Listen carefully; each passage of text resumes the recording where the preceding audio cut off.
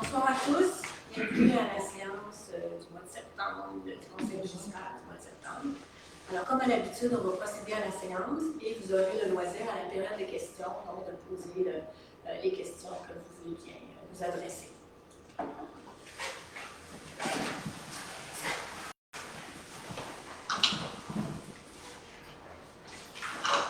Donc, point 2, adoption de l'ordre du jour.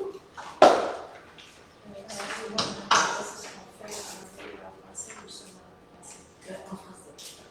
Est-ce que tout le monde est à l'aise avec le français? Oui? Parfait. On va procéder.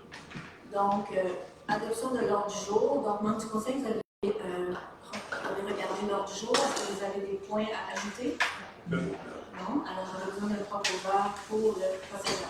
Pour l'ordre du jour, pardon. Je propose. Madame Mécanique propose. Tout le monde est d'accord? Oui. Merci.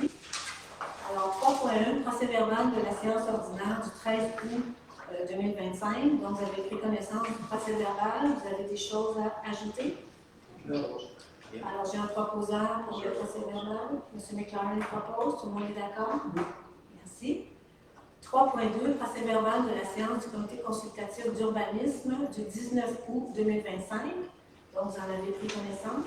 Oui. J'ai un proposeur. Je propose.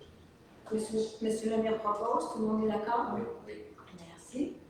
3.3, donc, procès verbal de la séance du comité consultatif sur l'environnement du 27 août 2025. Vous en avez pris connaissance.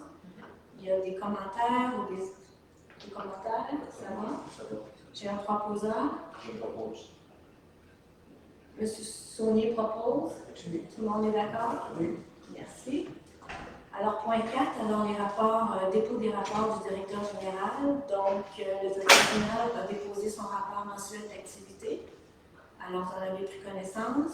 Oui. Aucun commentaire? Pas de question?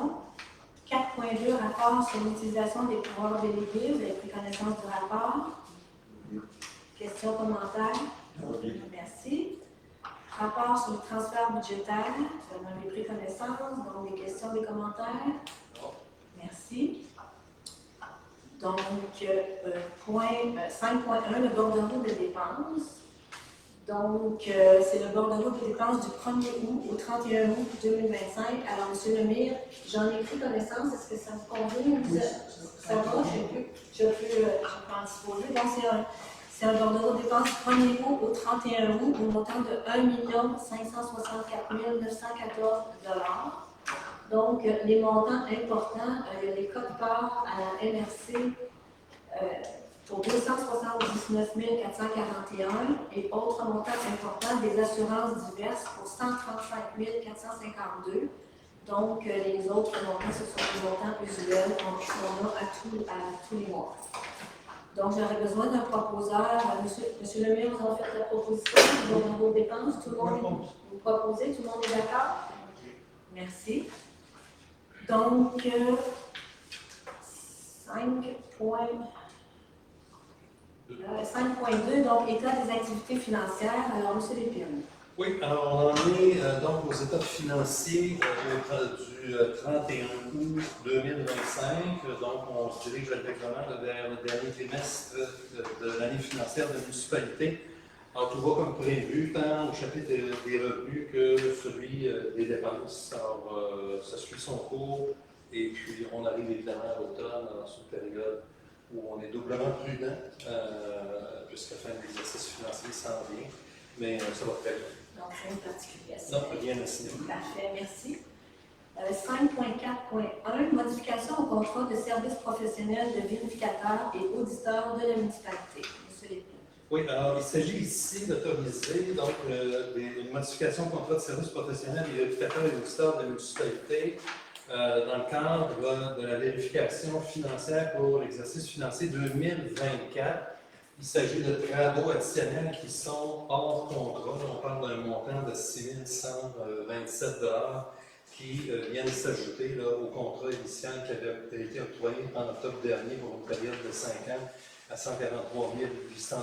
On parle des 5 années complètes incluses. Alors, donc, résolution visant à ajouter, donc à autoriser la modification au contrat pour l'ajout 6 127 $ à ce contrat-là. Je vous en fais la recommandation ainsi que le directeur des finances. Parfait. Alors, j'ai un proposeur. Je propose. M. Saunier propose. Tout le monde est d'accord? Merci. 5.4.2, vote et affectation de crédits supplémentaires, alors octroi d'une aide financière non récurrente à l'organisme Aide chez soi. Donc, M. Lévin. Oui, alors la municipalité a reçu le 11 août dernier une demande d'aide financière d'organisme Aide chez soi. C'est un organisme qui vient en aide à près d'une cinquantaine de personnes de la municipalité de Montréal. C'est un organisme d'ampleur régionale, donc qui vient fournir des services d'aide à des personnes qui sont dans le besoin.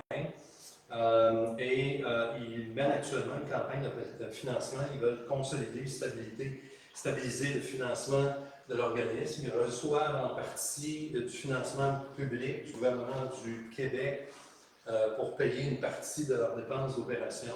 Alors, et ils ont de la difficulté, les demandes sont en croissance à tous égards, et ils sollicitent l'aide, non seulement de la municipalité, mais de l'ensemble des autres municipalités du territoire de la MRC, je pense certaines même à l'extérieur du territoire de la MRC, le pays d'en haut.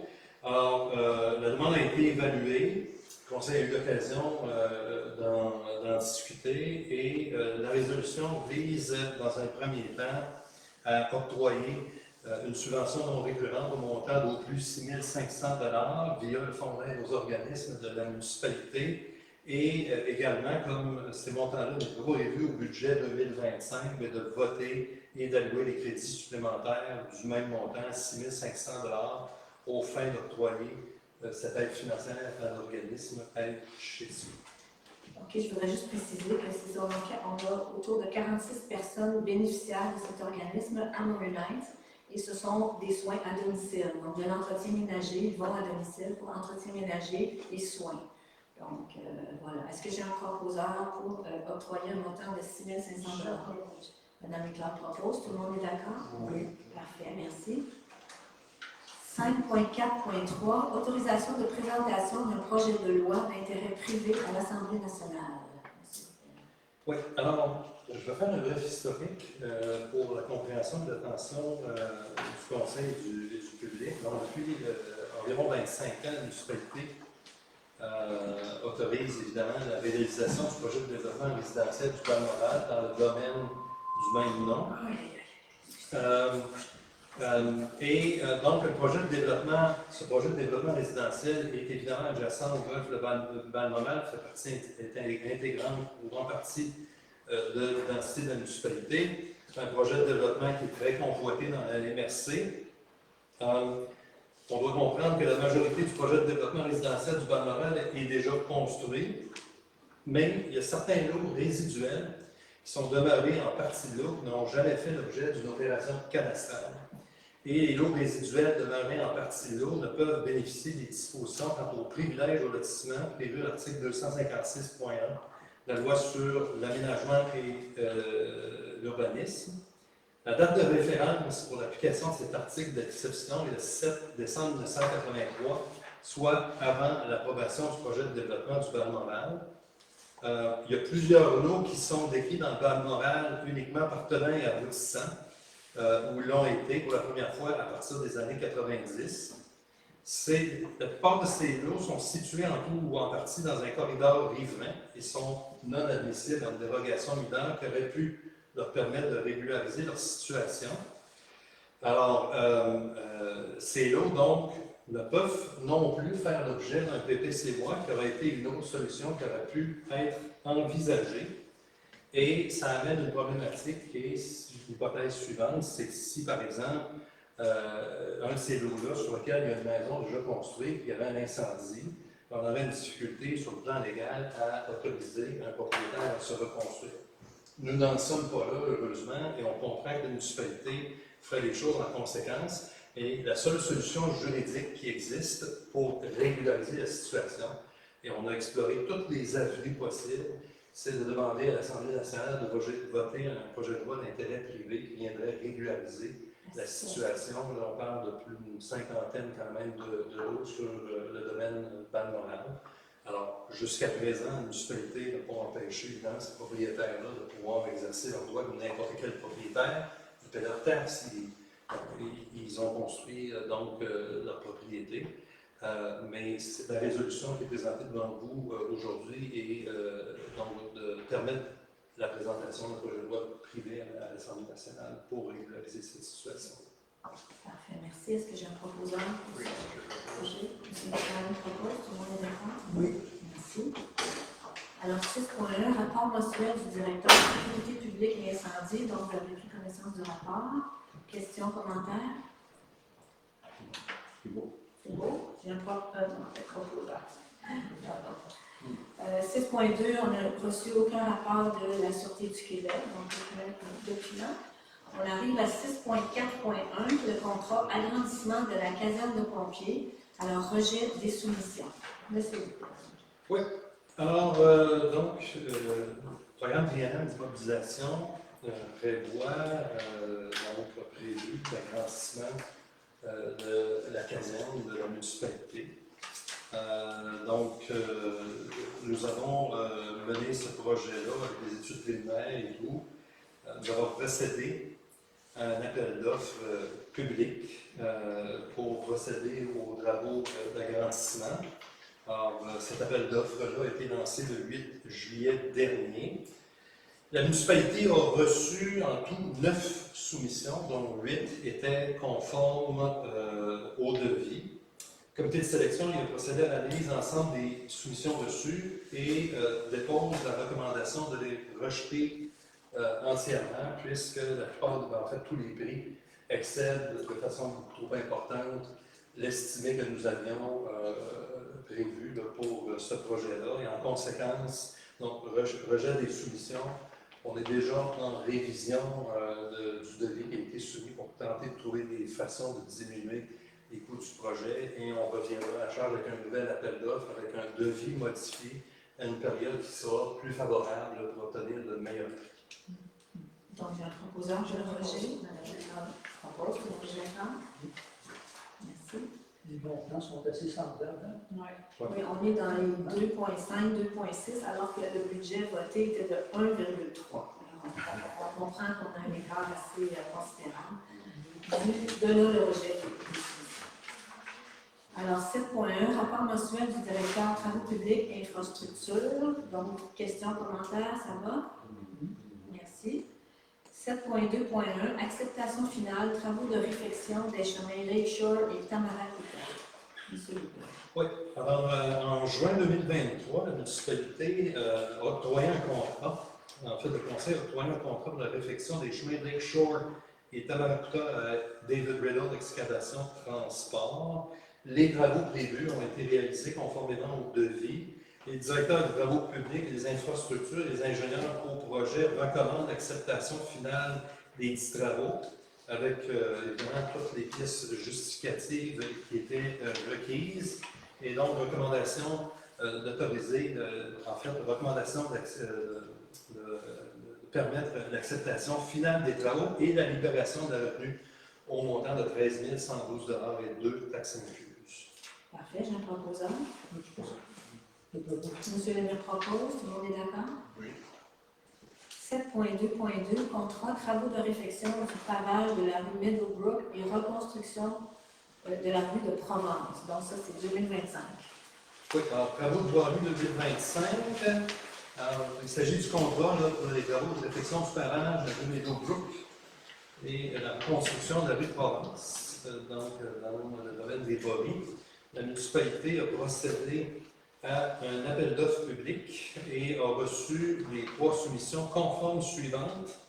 Alors, savoir David Riddle Excavation Transport à 1 122 354 $ et 91 taxes incluses. Pavage Multipro Incorporé, 1 159 883 $ 72, taxes incluses toujours. Et LEGD Incorporé, 1 337 910 $ et 46. Comité donc de sélection procédé à l'analyse des soumissions reçues, déposé son rapport et recommande au Conseil d'octroyer le contrat au plus bas soumissionnaire conforme, soit David Riddle Excavation Transport, à 1 122 354 $ et 91.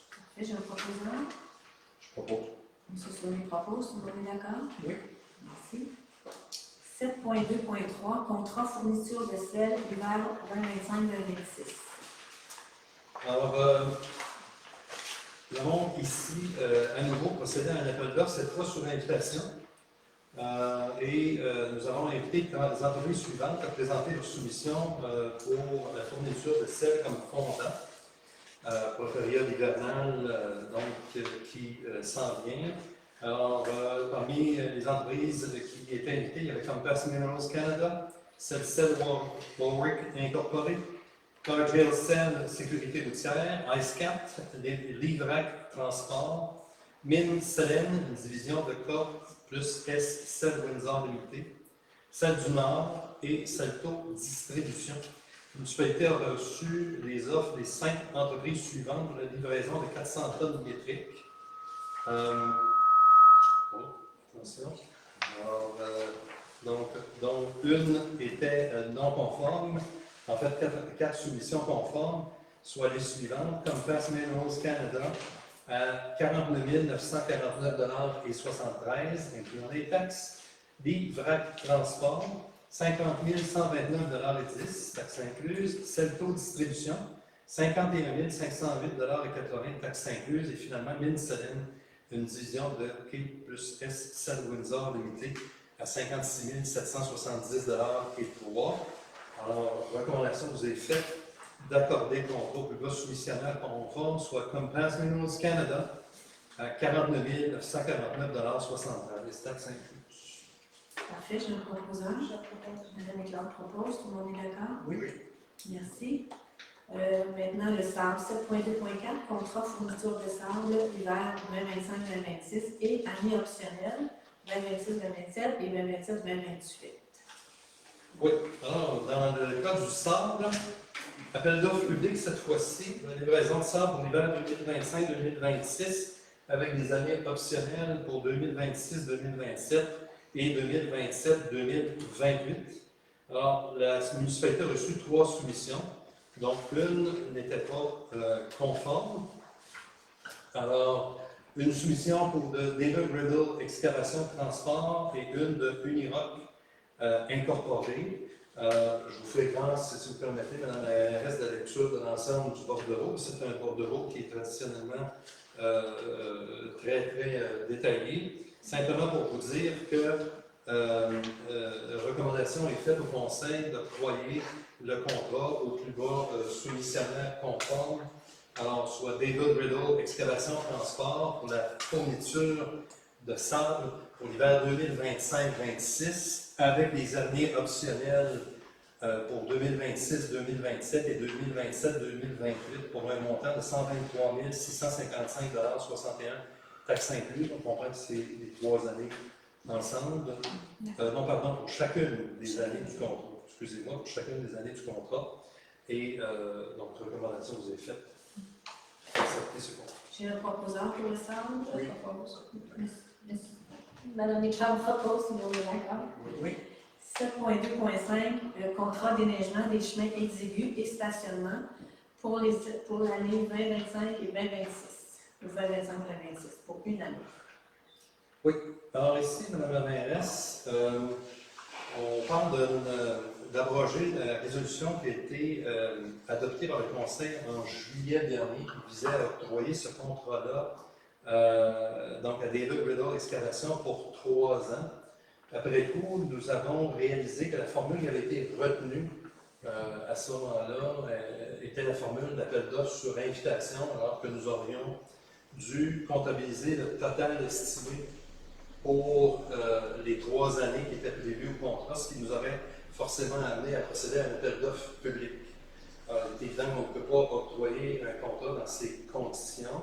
Alors, la recommandation qui vous est faite, c'est de revenir sur la résolution, donc d'abroger la résolution de juillet dernier et d'octroyer ce contrat toujours à David Riddle Excavation pour le prix qui était donc soumis à 126 822,77 $, taxes en su, selon les termes du devis, mais pour une seule année.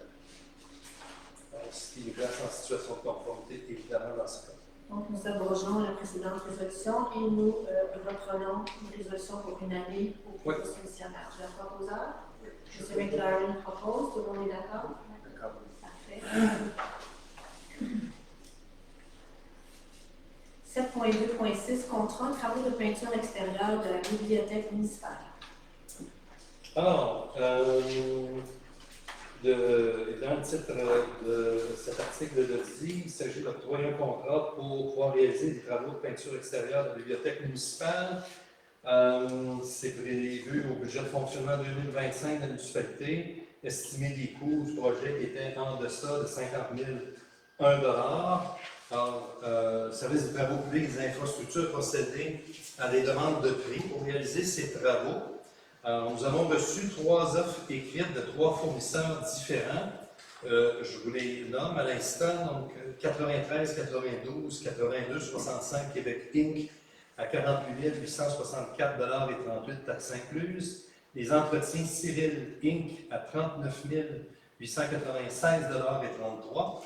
Et les peintures 3A à 36 217 $ et 13.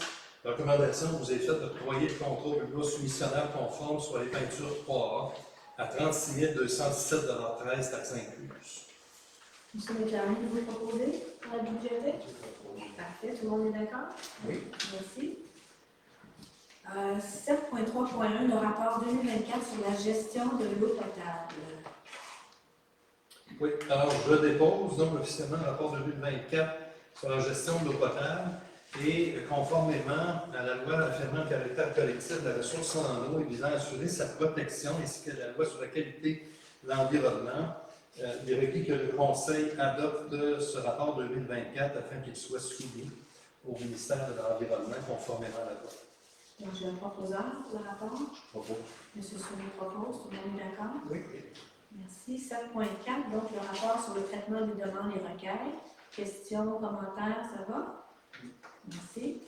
7.5.1, embauche contremaître de la voirie et de la mécanique. Alors, notre contremaître de la voirie et de la mécanique depuis plus de 15 ans, M. Pidon, a annoncé il y a déjà quelques semaines son départ à la retraite. Et donc, on doit déjà prévoir la relève, planifier cette relève-là.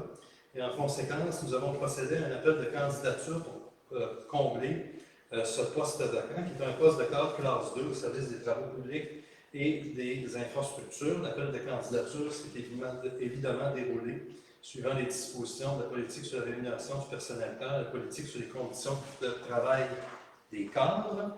Il y a un comité de sélection formé de votre humble serviteur ainsi que de M. Aubé, directeur des travaux publics et des infrastructures, qui a évalué les candidatures reçues et vous formule la recommandation suivante, c'est de procéder à l'embauche de M.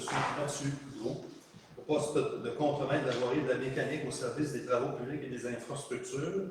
Alors, comme cadre régulier permanent à temps plein, classe 2 à l'échelon 9, suivant les termes de la politique. Alors, M. Gros est quelqu'un qui est connu, je vous le signale, de la municipalité. Il a travaillé sporadiquement depuis plus d'une dizaine d'années pour la municipalité, principalement durant la période hivernale pour le déneigement. C'est quelqu'un qui a une expérience qui a certes plu.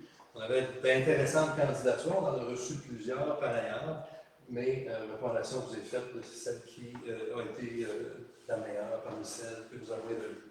Parfait. On a un proposeur pour l'embauche. M. Soumy propose. Tout le monde est d'accord? Oui. Je signale au conseil de la mairesse que M. Hugo va entrer en service donc le 3 novembre prochain. Merci. 8.1, le rapport mensuel de la directrice urbanisme et environnement. Vous en avez pris connaissance. Alors, questions, commentaires, ça va? Ça va. Merci. Rapport sur les permis et certificats. Donc, je vous confirme 21 constructions neuves depuis le 1er janvier à ce jour dans la municipalité. Donc, ça nous porte au point 8.4.1, PIIA, noyau villageois, 839 et 841, chemin du village. Donc, M. Lépine.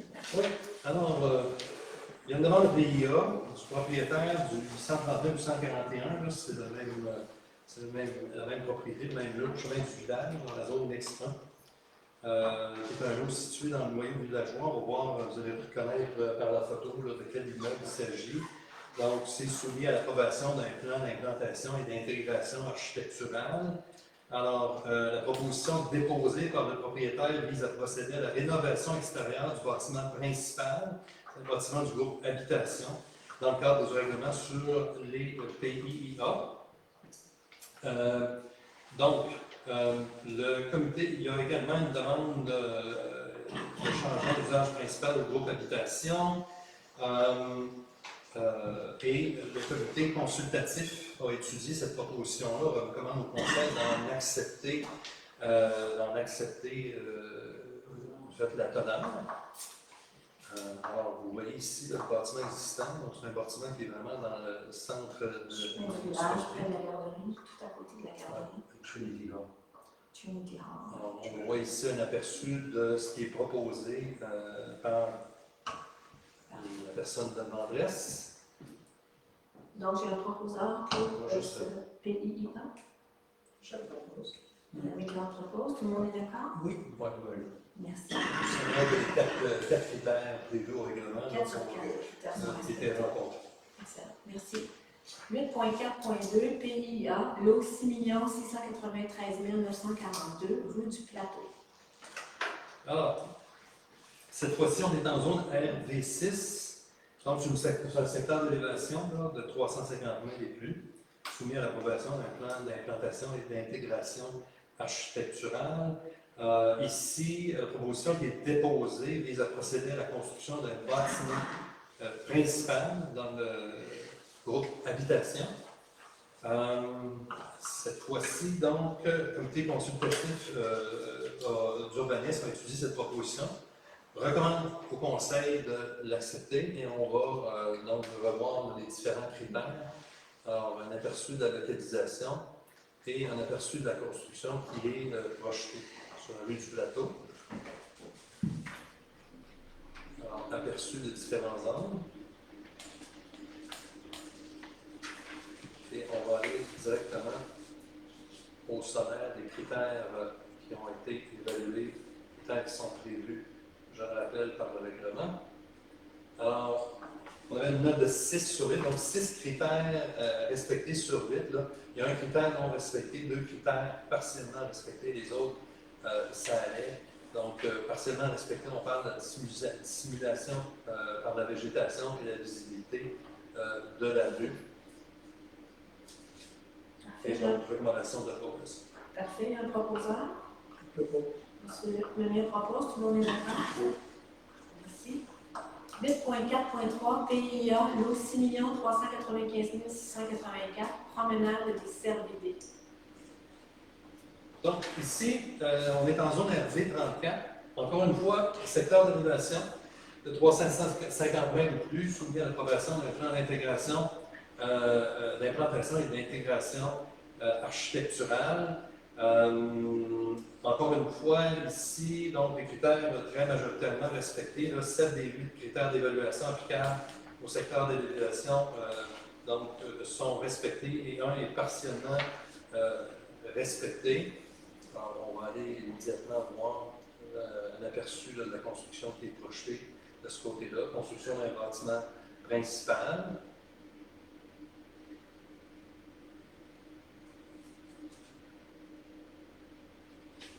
Alors, ici, donc 7.5 sur 8, là, il y a uniquement le couvert végétal qui est partiellement respecté dans ce cas-ci. Et donc, le comité consultatif d'urbanisme recommande au conseil d'ajouter une condition à ce que le dépôt de garantie financière de montant établi à 15 000 soit facturé au demandeur et que cette garantie soit remboursée lors de l'approbation du certificat de localisation attestant que l'espace naturel conservé est conforme au plan d'implantation futur. Parfait. Donc, j'ai un proposeur. Je propose. Madame Méclan propose. Tout le monde est d'accord? Oui. Merci. Alors, 8.4.4, dérogation mineure 25 rue Saint-Lévio. Donc, nous ouvrons l'Assemblée de consultation à 19h59. Monsieur Lévy. Oui, alors, demande de dérogation mineure ici. les notes. Donc, il vise à implanter en cours avant une construction accessoire de type thermopompe, alors que la réglementation en vigueur exige que ce type de construction accessoire soit placé en cours latéral ou arrière. Le comité consultatif d'urbanisme procédé à l'analyse de cette demande. On recommande l'acceptation. On va voir sur photo que la proposition qui est faite, c'est de permettre l'installation de la thermopompe à l'avant, mais elle va être évidemment cachée là, par. Non visible de la rue. C'est ça, exactement. Alors, on va le voir dans quelques instants. On le voit ici dans la photo, là, le diapo que vous avez, que vous pouvez voir en bas à droite. Donc, il y a un petit bosquet là, qui est là. Alors, la thermopompe va être installée derrière le bosquet, et évidemment devant la maison et en cours avant. C'est l'objectif de la dérogation mineure qui est requise. Parfait. Est-ce que dans la salle, il y a des questions concernant cette dérogation mineure? Non? Donc, M. Saunier propose. Vous êtes d'accord? Oui. Parfait, merci. Donc, 8.4.5, dérogation mineure au 31 rue Hazen Riddle. On ouvre la séance à 20h01. Alors, ici, on a une demande de dérogation mineure, le 31 rue Hazen Riddle, alors qui vise en fait l'implantation d'un logement supplémentaire d'une superficie de 90,14 mètres carrés, alors que la réglementation en vigueur prévoit, exige une superficie maximale, impose une superficie maximale de 60 mètres carrés. Et le comité consultatif d'urbanisme a procédé à l'analyse de cette demande, recommande au conseil de la refuser, le refus de celle-ci, puisque c'est beaucoup trop, là, ça excède vraiment et de beaucoup la limite qui est permise par le règlement. Donc, on n'est plus dans le cadre d'une dérogation là, mineure, mais plutôt majeure. Et il y a possibilité de faire 60 mètres carrés. Exact. Donc, tel que requis par la réglementation. Est-ce qu'il y a des questions dans la salle concernant ce refus de dérogation? Non? Alors, j'ai un proposant. Oui, je propose. M. McLaren propose. Tout le monde est d'accord? Oui. Merci.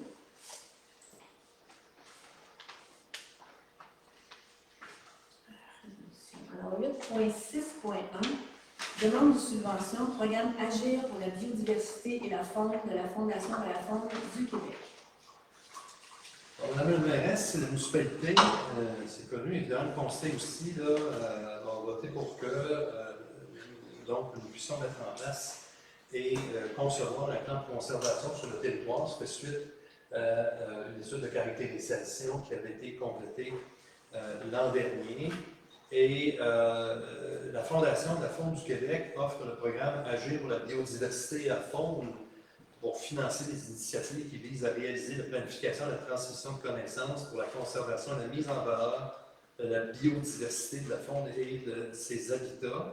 Ce programme d'aide financière-là pourrait permettre à la municipalité de couvrir jusqu'à 75% des coûts admissibles pour le projet. Et ce que nous avons prévu au budget pour réaliser le plan de conservation, c'est un montant de 42 891 $.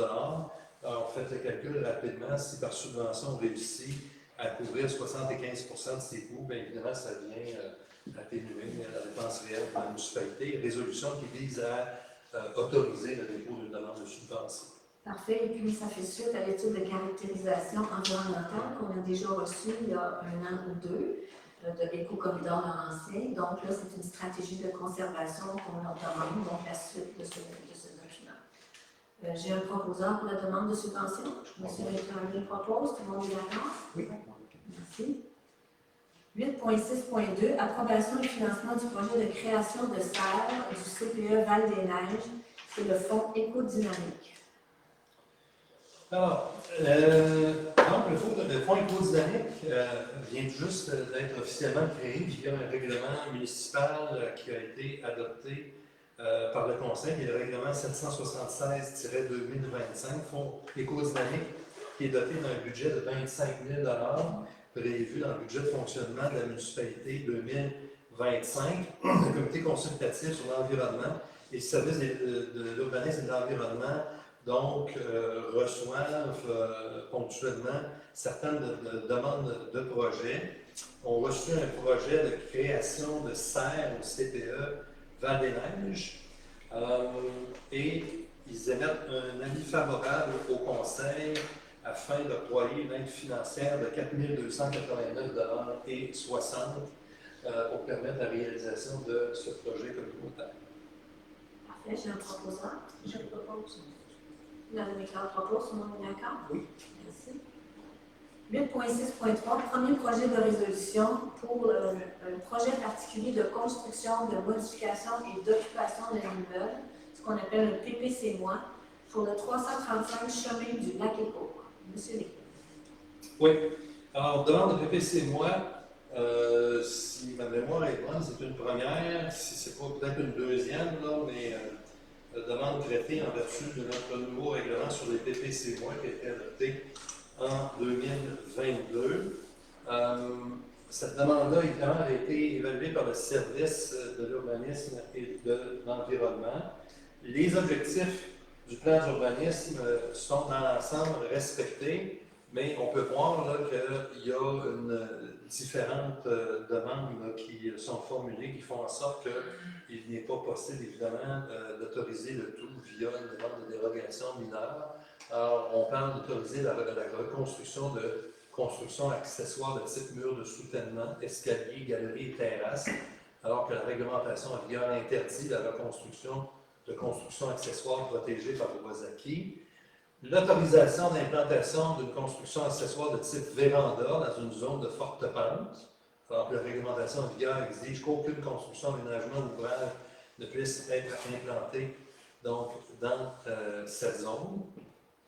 Le comité consultatif d'urbanisme, comme c'est prévu au règlement, a étudié ce projet en recommandant un avis favorable, mais avis qui vise à, évidemment, recommander au Conseil l'adoption d'un premier projet de résolution. Donc, on comprend que, suivant cela, ce n'est surtout pas une approbation définitive. Il y a une procédure qui est prévue. Et l'étape suivante, si le Conseil accepte de voter ce premier projet de résolution, c'est la tenue d'une consultation publique où le projet sera expliqué plus en détail et où le public aura l'occasion de poser toutes les questions. Par la suite, suivant les résultats de la consultation publique, ce projet-là va revenir à la table du Conseil et le Conseil aura le loisir d'apporter des amendements ou non et de voter un second projet pour ultimement arriver à un enregistrement des personnes habiles à voter, parce qu'il y a des gens qui souhaitent à ce moment-là ouvrir un registre. Parfait. Est-ce que vous pouvez montrer les photos, s'il vous plaît, M. Lépine, du projet? Absolument. Alors, on voit là, les galeries dans un secteur à forte pente. Donc, c'est le pourquoi. Il y a plusieurs éléments. C'est le pourquoi du PPC-moi. Ouais.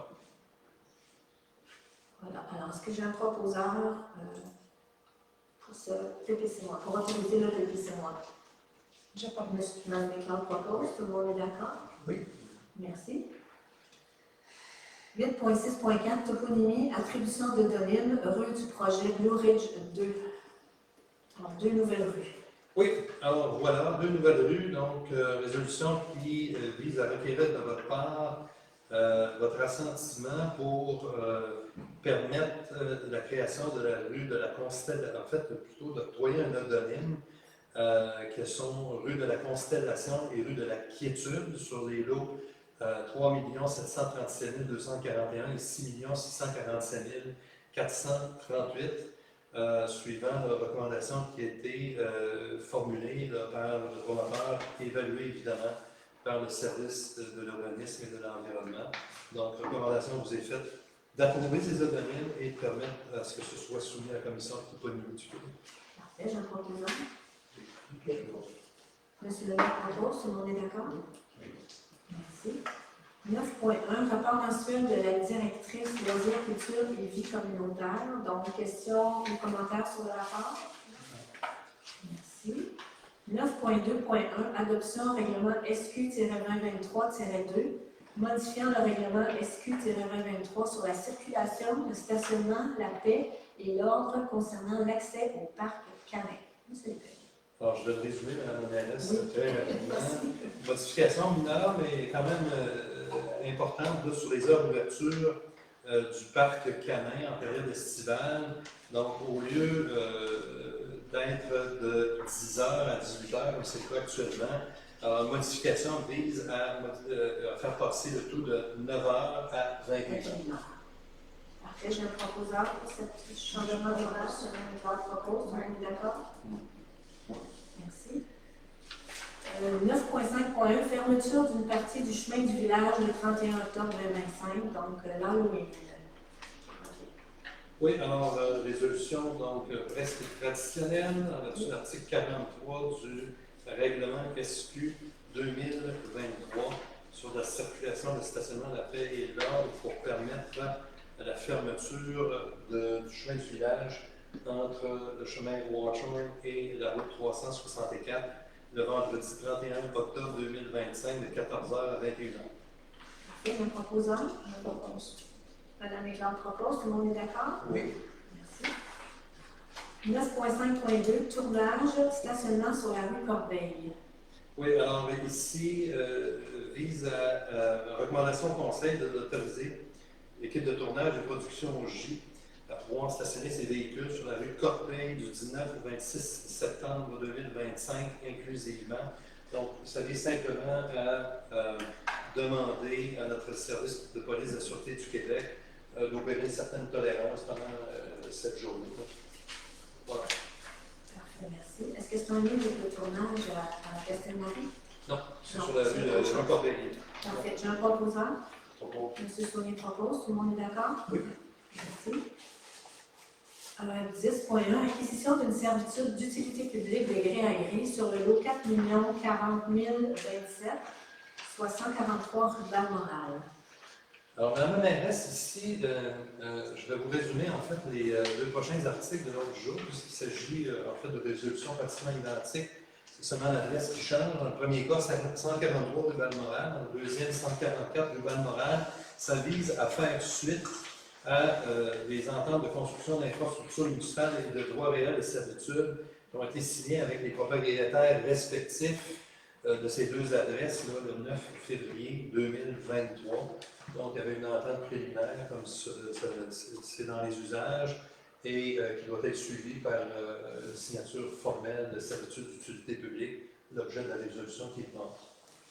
Donc, on va débuter pour le 143 rue Balmoral. Je le proposeur. Monsieur Clarine propose, tout le monde est d'accord? Oui. Et 10.2, donc le 144 rue Balmoral, je le proposeur. Monsieur Saunier propose, tout le monde est d'accord? Oui. Merci. Donc, correspondance du mois, rien de particulier. Membre du conseil? D'accord. Donc, déclaration des conseillers. Est-ce que vous avez des choses à nous informer ou à déclarer, les conseillers et les conseillères? Non? Ça va? Merci. Ça va?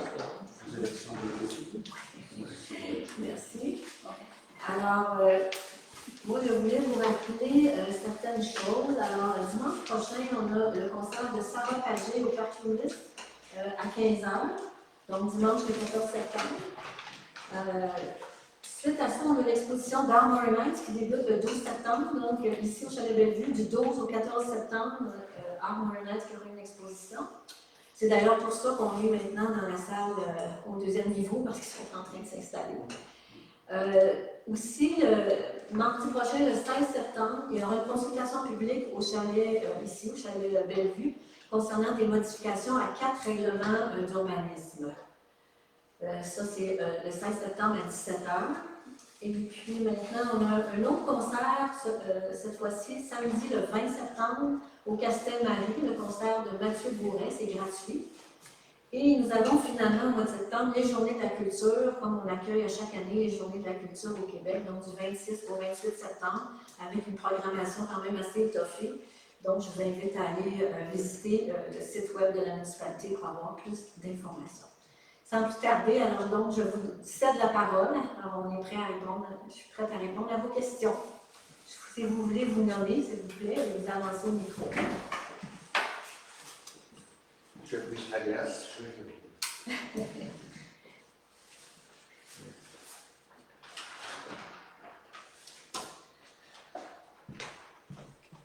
Je parle dans le micro, c'est Oui, ça? c'est ça. C'est ma première assemblée. Alors, Bienvenue.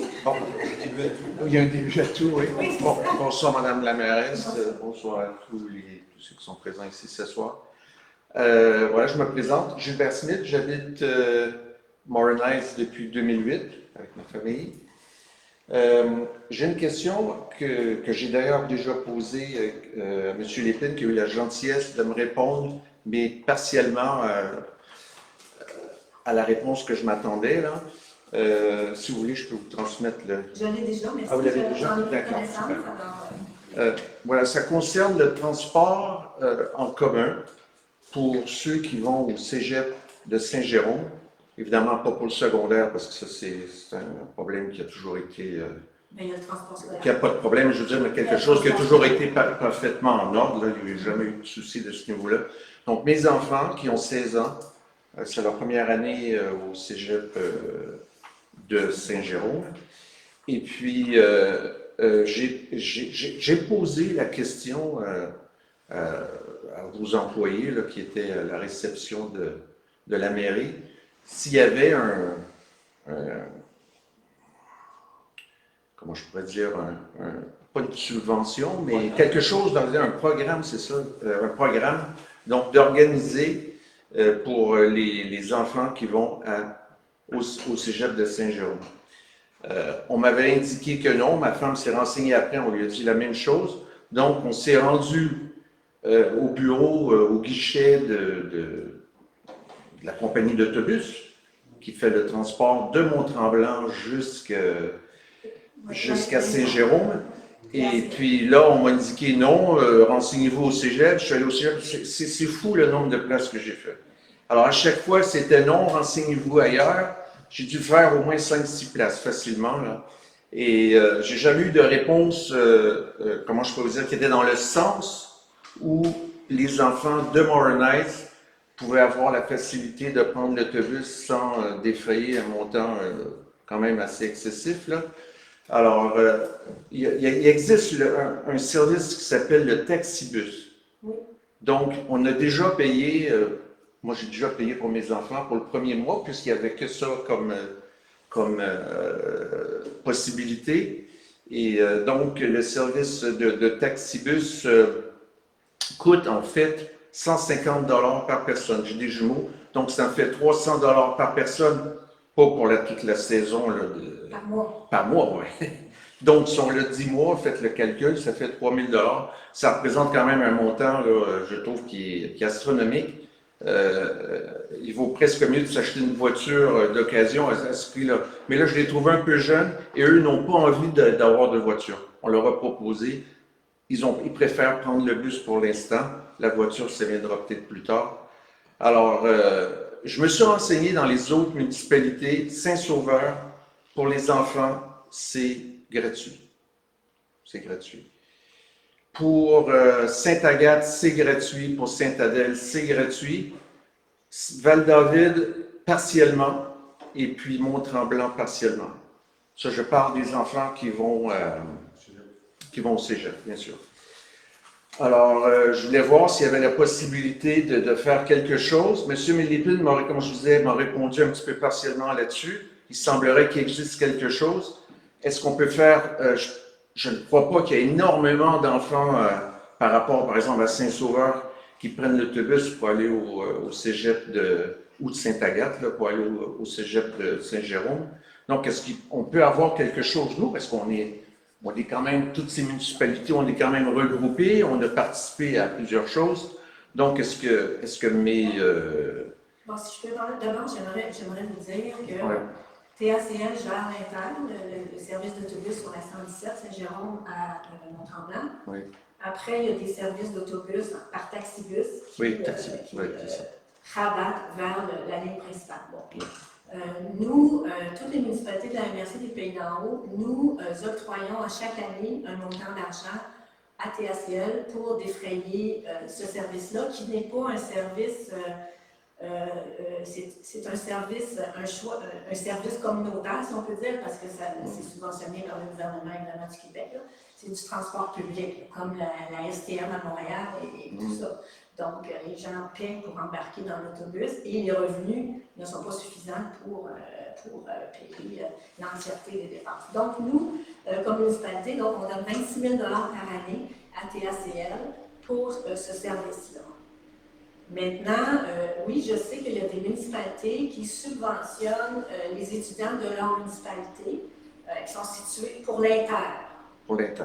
Alors, ce qu'on pourrait faire, on va commencer par regarder qu'est-ce que les autres municipalités offrent. Regardez aussi ce que ça implique pour la municipalité. J'ai aucune idée combien de jeunes. Il faut quand même aussi. Oui, savoir le nombre de jeunes. Mais personnellement, à Morin Heights, il y a quand même des jeunes, mais je ne crois pas que ce soit un nombre effarant de jeunes. Là. Il y a quand même de plus en plus de jeunes qui habitent, je pense. Il faut quand même être équitable et regarder. Oui, il faut que ce soit équitable. Je suis tout à fait d'accord avec vous. On analyse la chose, puis on pourra voir à ce moment-là qu'est-ce qu'on peut faire. Mais d'ores et déjà, je peux vous dire qu'on donne déjà des sous. Comme municipalité, on donne 26 000 par année. Donc, mais concrètement, excusez-moi de vous interrompre, mais concrètement, qu'est-ce que ça représente ça pour la famille quand vous dites que vous recevez des sous? Est-ce que le...